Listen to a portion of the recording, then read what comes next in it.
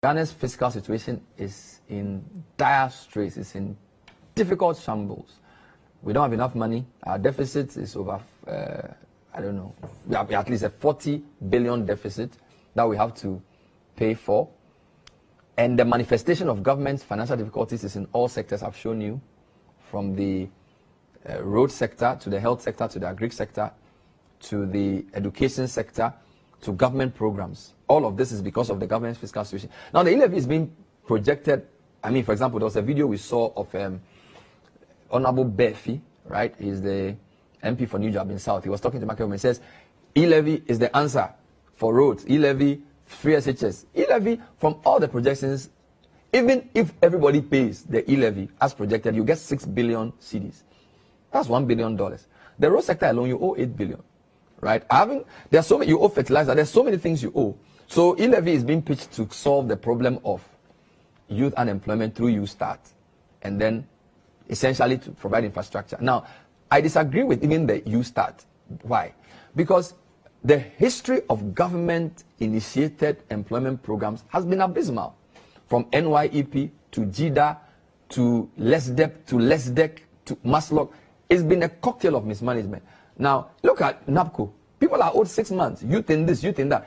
What is the guarantee that if you did e-levy and you started doing YouStart, it will not end up like one of those previous ones? So the money itself, unless the e-levy is supposed to be used for some collateralization, which we have a problem with as well, the e-levy of 6 billion will cause more harm to the technology sector. So that's the first point. I mean, I always give this a comparison. Look at MTN Momo. Look at the number of people employed, over 300,000 people. How many of them came to become MTN Momo workers through a government employment program? Look at Uber drivers. These are all private sector initiatives which government policy allows. So government focus must be on policy space. Create the policy environment, let the MTNs and the Vodafones of this world create business, then people get jobs. Same with the Ubers and the Bolts of this world. A government program, by its very nature, is bound to abuse. So I am not very confident in YouStart. That's point number one. Point number two, citizens are already feeling the pinch. We are struggling. Fuel prices have been projected to reach 8 cedis by end of month per liter. Per liter, 8 cedis. According to COPEC, the next pricing window, which starts today, we are going to reach 7.4, 7 point something. And by end of March, if things don't change, 8 cedis per liter. Fuel affects everything. Second point, I'll read a story for you. This is not me. Statistical Service, City Business News. 2 days ago, actually 4 days ago, rent and transport associated prices pushed inflation to almost 14%. Let me read a story. A significant increase in prices associated with housing, water, electricity, gas, and other fuel, as well as transport, has pushed the rate of inflation for January to 13.9%. Inflation is the rate at which prices are increasing. This is the CPI release for January. Now, this is the killer. The rise in inflation rate for January 2022 is the highest recorded in Ghana since Statistical Service rebased the Consumer Price Index in August 2019. Let me repeat. The rise in the inflation rate for January is the highest recorded since the Ghana Statistical Service rebased the Consumer Price Index in August 2019. This was the same time IFS was warning government. You see how it works? So clearly they didn't listen. So now the chickens have come home to roost. Inflation is 14%. 13.9 is essentially 14%. The highest since rebasing. What does that mean? Everything you buy is more expensive. That's what it means. So already you are reeling from fuel price hikes, which have pushed rent up, pushed transport costs up. Transport companies say they want 30% increase in transport fares. You're paying more for electricity, pay more for water, pay more for housing, pay more for fuel. And this is not me. This is Statistical Service. I just showed you their latest release. Okay? Then transport fare hikes. To make matters worse, the currency is depreciating. Here's a story by Charles Nixon Yeboah, my journal online, 10 January. CD to end 2022 at 7.03 to the dollar. Can you imagine? This is serious. Charles Nixon Yeboah says the Ghana cedi is expected to end the year at 7.03 to the dollar. The Center for Economic Finance and Inequality Studies has projected. According to the center, its forecast of the end-year depreciation of the cedi to the dollar is 99% accurate. Charlie, 7 cedis. Imagine if you have a mortgage, which you'll be paying when you started at around Kufuor time. The mortgage was around, maybe cedi dollar was around 1.5. It's now 7. And this has gone through all. This is serious.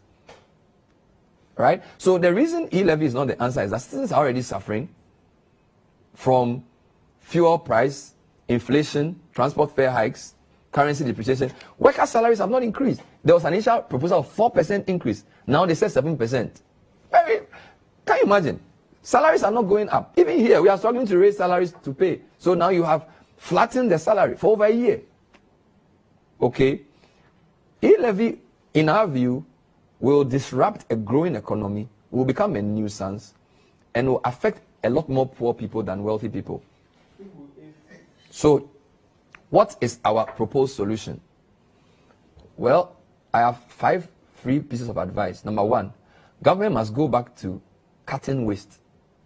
Go to parliament, go to ministries, V8, plenty. We are not being cynical. A country that is broke shouldn't be riding around in V8 in Accra for what? Funeral?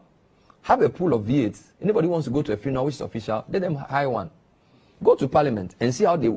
And some of them, the drivers are still inside and the car is breathing. In fact, you can sell all those V8s and build 3 hospitals or more. We are wasteful. Government is too big. We spend too much money on things that are not necessary. You've not paid NAPCO. You've not paid Youth in Afforestation. You've not paid LEAP. Why are you paying ministers? If there's no food in the house, who doesn't eat first? Isn't it? Yes, so you can't tell me that. How many months arrears are ministers' salaries? Why haven't you paid NAPCO? Pay them. If you want us to all pay, if you want us to sacrifice, then the people who shouldn't be paid first are the people in government. Then the MPs will follow. Then pay the drivers, pay the security men, pay the NAPCO. Then we can say we are cutting, but don't you've not paid NAPCO for 6 months. What are you and trust me, the 700 cedis NAPCO cannot even fuel one V8 for 1 week properly. If you put 700 cedis, somebody has a Prado, he has sometimes pay 800 cedis to fill his tank. You understand my point? And that's somebody's fuel. We all work is not equal. I'm not here to hate on MPs, but I'm saying that if you want us to cut our quota according to our size, start with leadership.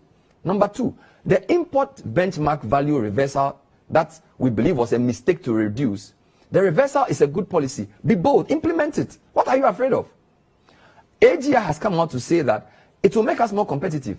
Why have you not implemented it? You're afraid of Guta? Is it because of votes? No, implement it. Because research, I just read what Leslie IFS showed us. Implement the reversal. And let it happen and let the chips fall where they may. That's how you do it. Don't back down and then let importers. Today in the graphic, there was a story that one importer of rice and sugar had evaded taxes to the tune of 300 million cedis since 2012. He hasn't paid taxes, according to the prosecution. He's in court for abusing government bonded warehouse. Graphic page 19 or so. Check it out. 300 million cedis. One company. Do you understand? So what are you doing? What are you afraid of with importers? Number 3, property tax. Every day we ask property tax. Oh, we are doing property valuation. Property tax is a progressive tax. If you want to show us you want revenue, tax all. There are houses in cantonments nobody lives in. People are selling houses for $1.5 million. How much are they paying for property tax? And then you are saying, me the poor man should suffer. No. Collect property tax first. Tax exemptions bill. You have not implemented it. You want alternatives? I've given you 4. The tax exemption bill 2019, as we speak, it's not been passed. Companies bring in goods ostensibly to come and build factories here. What do? For some reason, they apply for massive amounts of tax exemptions. Are we even able to track how much? Look at the currency pressure. Look at all the money they send back to their mother countries. We are not against foreign investment. But we can't. If the government wants to show us that this economic plan will benefit all of us, there are easier examples to do. Implement the benchmark value reversal, cut the waste, tax property, implement the tax exemptions bill, widen the tax net, but not through e-levy. Not through e-levy. And pay the lower people first. The government fiscal situation is real. We are not denying it. We are not saying go to IMF I really think that's really a red herring. The point is that government must begin to show its commitment to cutting its costs according to its size, not by taxing us more, but by leading by example. We hope you've learned something from today's editorial. Thank you for watching. We are happy to hear from you. If we made any mistake you feel you have facts to correct us, email me, benkoku@gmail.com. We'll be happy to read your rejoinders. We are happy for discussion to go on. We think government has more it can do to salvage this very precarious economic situation it's in. The e-levy is not the answer. Thank you very much.